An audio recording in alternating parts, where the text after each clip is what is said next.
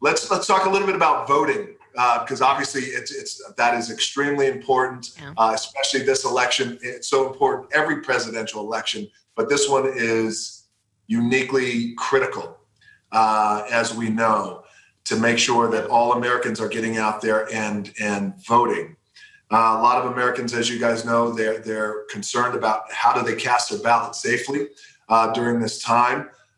In my opinion, and maybe this is something that we could work on when you guys are in the White House, I do believe that Election Day should be a federal holiday. Paid. So do we. Yep.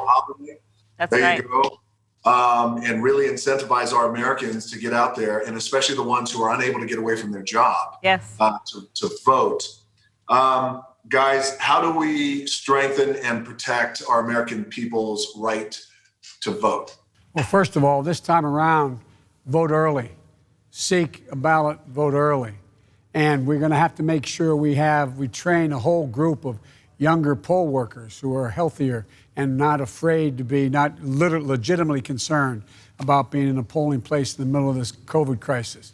That's underway. We have the largest group of lawyers and people working on getting out the vote and working with states that has ever been assembled in a presidential election, because you see what's going on in the post office now.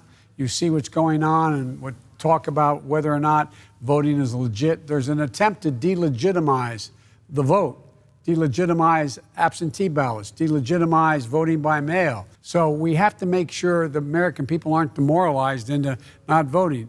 Your vote will count. We'll watch it. Begin to plan now what and how you're going to vote. And vote early when you can. And we're going to make sure that there are polling places that are sanitized, you're able to socially distance, wear a mask. We have to do this. And we've done it every time. We've done it in the middle of the Civil War. We did it in the middle of the pandemic in 1917, World War I, World War II. There is no reason we can't do this now. It's the essence of who we are as a republic. Just to emphasize Joe's point, have a vote plan. Yes. So right now, mark your calendar for Election Day. Find out if in your state you can vote by mail, and then do that early. If you're going to vote by mail, familiarize yourself with how to fill out the ballot correctly before you fill it out. If you can vote early, then vote early. And if you can only vote on Election Day, know where your polling place is. Think about what time of day you're going to go. Pick up your mask, like Joe said.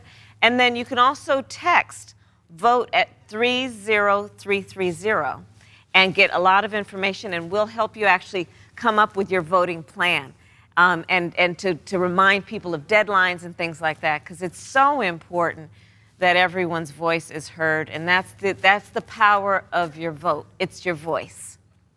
That's right. It is. It's the power of everybody's voice. Vote is their voice, and I appreciate you taking a little bit of time too, as well, to help educate, because a lot of Americans, and I was like this too at one time, where I didn't quite know what the process was. Yep. And while you think, yes, I'm going to vote and I need to vote, and everyone wants to vote because everybody cares deeply about our country, sometimes they're in a little bit of a scenario where they're just a little unsure and a little uncertain. So I'm glad you took a moment there to give a little bit of direction.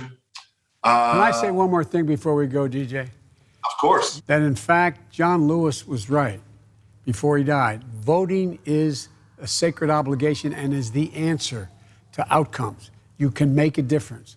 If in fact young people between the age of 18 and 30, voted the same percentage as folks did above the age of 30 last time out, there would have been 5.2 million more people who voted. They can own the outcome. They can own the outcome. And we have faith in them. But they've got to get out and vote.